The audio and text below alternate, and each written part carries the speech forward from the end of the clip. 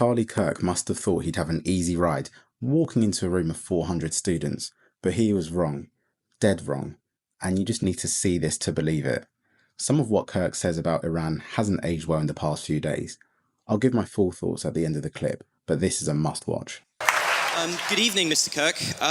You've obviously devoted a lot of your life to electing, keeping in power Donald Trump, and you did so partly because you said Trump would put Americans first and take them out of foreign conflicts. Shall we see how that is going at the moment? Currently, Trump has just accepted a $400 million debt from Qatar, which we're assured is perfectly above board. Billions in arms are going to Saudi Arabia, which they're using to bomb and starve Yemeni children. Not sure how that's in the interest of the United States, but it might be in the interest of the $5.5 billion deal his failed sons are receiving. At the same time, this great president of peace has greenlit mass killings not just in Yemen, but in Gaza, where he greenlit an invasion called Operation Gideon's Chariot, with the express aim of wiping out the Gazan population. You promised to put America first. Haven't you and your ilk sold America out?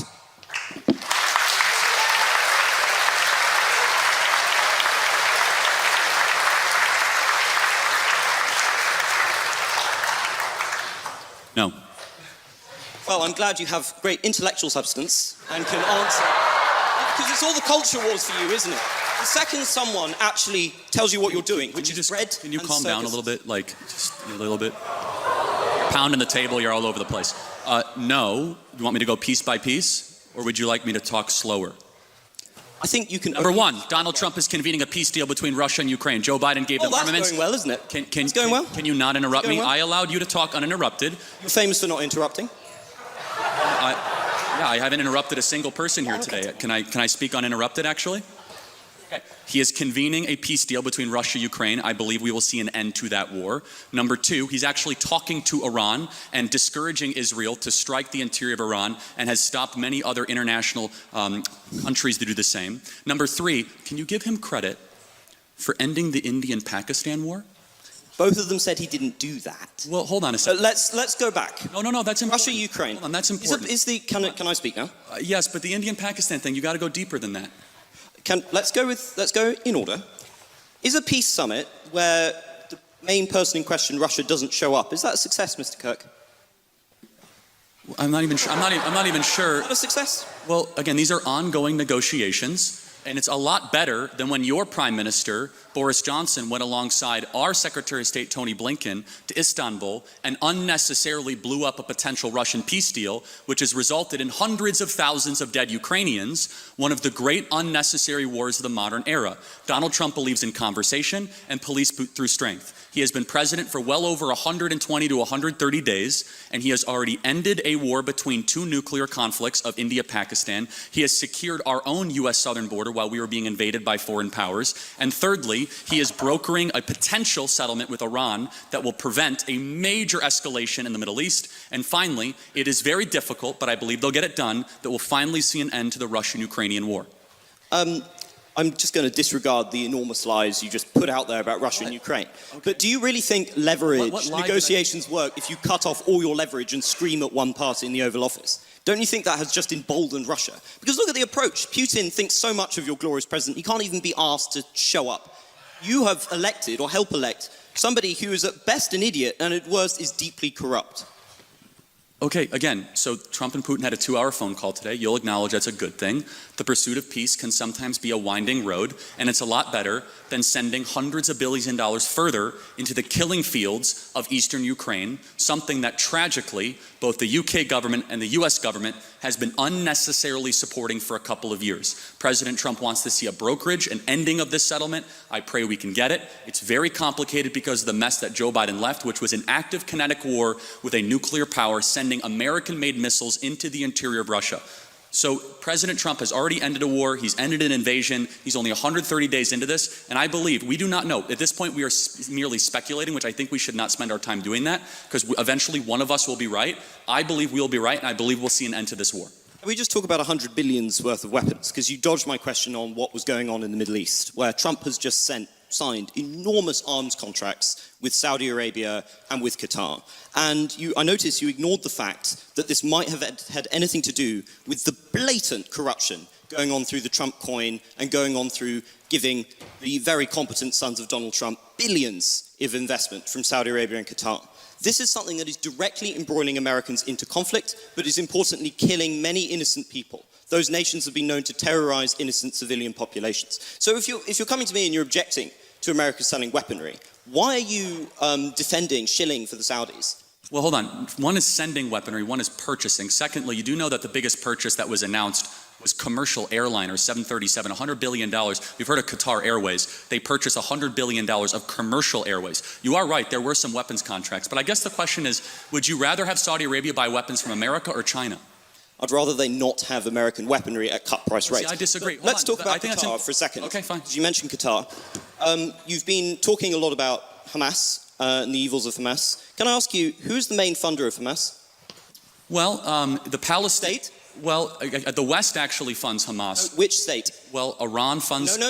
Also, where are the Hamas leaders? And also Qatar funds Hamas. Yes. It is a combination of international relief organizations. Is this a state we should have a $400 million jet with the President of the United States on it? Hold on. First of all, it was not given to him personally. I understand the optics of it, but it was not given to him personally. It was given to the U.S. government. And under that standard, no U.S. government should ever receive any gifts from any foreign countries whatsoever. It's not given to him personally and not a violation of the... Why is he trying to transfer it to his personal library? He is. Actually. Okay, again, he sent out a statement. This is way too in the weeds. If you want to keep on going it, we can. It's not in the weeds. It's a fundamental moral principle. Okay, so under that fundamental moral principle then, can you acknowledge, though, that President Trump is getting more done in a less period of time than any president we've seen, while our prior president did not even know what year he got elected? You understand the contrast here? What aboutism again? I'm not a defender of Biden. I'm not saying President Trump is far better than the predecessor. You have to defend the person you spent millions to elect. I will defend every day of someone who ends an invasion. That's all you do, who brings down the price of oil, who is revitalizing the American economy, who's brokering peace, who stopped the potential nuclear war, who is bringing Iran to the table and bringing Russia to the table, someone who does not want armed conflicts with the greatest powers of our time. I will defend that endlessly. Well, living what are you defending? in a fantasy world of your own creation. So it's quite hard to engage with. But then disprove it. But let's check on how Trump is doing in terms of diplomacy. Look, with the war in the Middle East, do you think it was a defensible decision to tell the Israelis you wanted Trump Gaza to agree for Israel to invade the Gaza Strip and to continue to murder thousands of innocent children and civilians in a pointless war? Is that in America's interest? Is that in humanity's interest? Well, first of all, you should know something about Trump. There's something, if you realize with Trump over the last 10 years, he is quite the social media user and uses hyperbolic language at times. But let me ask you, in the conflict of Israel versus Hamas, who's the good guy? I believe both Hamas and the Israeli government are evil, but I think also that there is no justification. Are they equally? There is no justification for the murder and mutilation of thousands of innocent people and children in a futile... Let's zero in on it. There is no justification, Mr. Kirk, for invading hospitals, for bombing innocent populations and dragging out a war which is damaging Israel and the West's security. You've made that point, but... Well, it's not a point, it's a moral truth, isn't it? Okay, yeah. It was also a moral truth that the war started because 1,300 Jews were killed and 200 were taken hostage. And when you declare war on Israel, expect a firestorm in reaction. Let me finish, I let you talk. Israel, at its holiest day of the calendar year besides Yom Kippur and Rosh Hashanah, Samat Torah, the 50-year anniversary of the Six-Day War. On Shabbat, Hamas invaded Israel, deciding to go recklessly to music concerts, to homes, to kibbutzes, and taking 200 plus hostages. They knew what they were doing. In one of the most cloistered urban environments on the planet, 2 million people live in a place where it's impossible to wage war. Impossible. Where they wear civilian clothing, they violate every tenet of the Geneva Convention, and the IDF, when they do something right, they get no credit. When they do life-saving surgeries of a Gazan child, they get no credit. When they drop leaflets, they get no credit. But when they happen to bomb a place where they are operating their military from, which we now know from third-party verified sources, hundreds of Hamas military operations are in mosques, schools, and hospitals. I'm sorry, the country where they were living in relative peace on October 6th, that all of a sudden we had a war and Hamas started the war. And I don't see people that were really upset about the 2 million Germans that were killed in World War II, civilians. A tragic truth of war is that civilians die. I don't like it and you don't like it. And they brought it upon themselves. The only operation and entity to blame is the leadership of Hamas, not the Israeli government, for fighting this defensive war after they were invaded. I'm no defender the terrible pogrom that was launched against Jews on that day.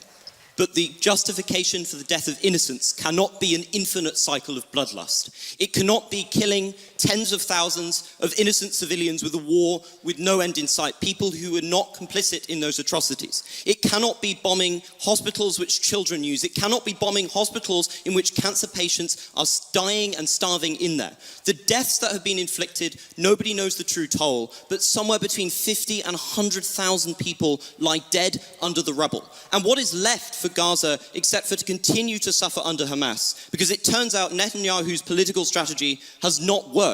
It has entrenched Hamas within the territories. To be a Christian, I would have thought, Mr. Kirk, would never have involved suggesting that the price for an atrocity must be an infinite cycle of bloodlust, that innocent people and the young population must be killed to avenge some kind of providential quest. How can you call yourself a Christian? Well, you just did. I want to make sure we get our moral clarity straight before we proceed. No one likes what's happening in Gaza. No one with a heart or a soul or a mind likes when kids die. But you must understand who started the conflict so that you could end it correctly.